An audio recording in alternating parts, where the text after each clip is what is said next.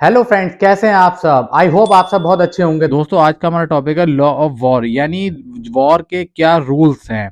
दोस्तों, हम आपको बता दें कि लोग पहले कहते हैं कि जंग के कोई रूल नहीं होते हैं। जंग जब होती है एक देश से दूसरे देश में, तो हमेशा सारे लोगों को मारा जाता है, या फिर मिसाइलें या फिर कुछ भी हथियार बना के किसी भी देश को मारना शुरू कर दिया जाता है। लेकिन दोस्तों, ऐसा बिल्कुल नहीं है। जंग के भी अपने रूल होते हैं, जिस रूल के हिसाब से एक देश दूसरे देश के हिसाब से हमला करता है। क्योंकि जंग पहले होती थी, यानी सेकंड वर्ल्ड वॉर तक जंग के कोई रूल नहीं थे।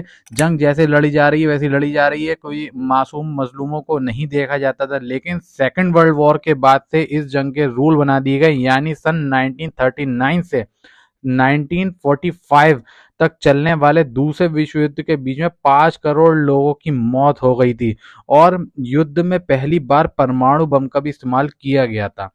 तबाही इतनी ज्यादा हुई थी कि इसकी निंदा दुनिया भर के देशों ने की थी, और दुनिया भर के देश के जितने भी राष्ट्र अध्यक्ष थे 1949 में स्विट्जरलैंड की राजधानी जेनेवा में एकजुट हुए, और जेनेवा कन्वेंशन इसे कहा गया एकजुट होने पर। और जो रूल बनाए गए, इसी रूल को जो युद्ध के नियम यानी लॉ ऑफ वॉर कहा गया। युद्ध के नियम जो बनाए गए, उन नियमों में तय किया गया कि जंग कैसे लड़ी जाएगी और किन लोगों पर हमला नहीं किया जाएगा। तमाम चीजें तय की गई। इन नियमों को लॉ ऑफ वॉर कहा गया।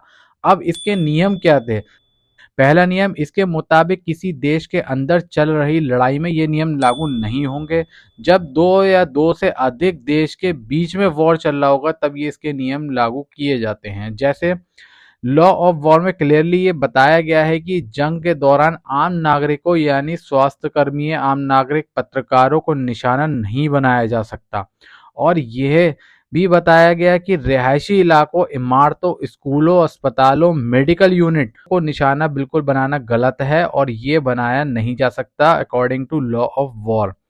एक इम्पॉर्टेंट क्लॉज ये भी लिखा गया था कि सांस्कृतिक धरोहर, धार्मिक स्थल और आम नागरिकों के शेल्टर पे कोई देश हमला नहीं करेगा। यानी जो रूल तय किए गए थे वो आम लोगों के लिए तय किए गए थे, ताकि आम लोगों को इससे बेनिफिट मिले। क्योंकि जंग हो रही है दो देश के बीच में, लेकिन इसमें केवल आर्मी के ऊपर लड़ाई की जाए, ना कि आम नागरिकों को हमला किया जाए। अब जैसे कि इस समय युद्ध चल रहा है इजराइल फिलिस्तीन की जंग में, इसमें सबसे ज्यादा जो नुकसान उठाना पड़ रहा है, आम नागरिकों को उठाना पड़ रहा है। क्योंकि इसमें लगातार मिसाइलों से हमला किया जा रहा है। और इसमें जो एक अभी देखने को मिला था कि इजराइल की किसी मिसाइल ने फिलिस्तीन के अस्पताल पे हमला कर दिया था। अस्पताल पे मिसाइल पड़ गई थी, जिससे अस्पताल में काफी लोगों की मौत हो गई थी, बिल्डिंग गिर गई थी।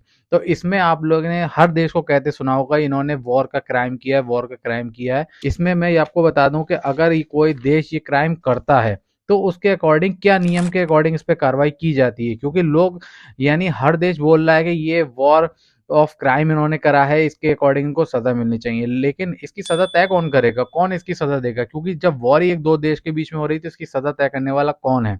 लॉ ऑफ वॉर के मुताबिक यदि कोई देश युद्ध के दौरान नियमों का उल्लंघन करता है, तो युद्ध अपराध माना जाएगा। और लॉ ऑफ वॉर के चैप्टर 44 के मुताबिक नियमों का उल्लंघन करने वाले देश के खिलाफ अंतरराष्ट्रीय न्यायालय में मुकदमा चलाया जाएगा। अगर कुछ आपको नया सीखने को मिला हो तो मेरी वीडियो को लाइक, शेयर, सब्सक्राइब चैनल को कर दीजिएगा, और देखते रहिए मेरे YouTube channel legal reference. Thank you.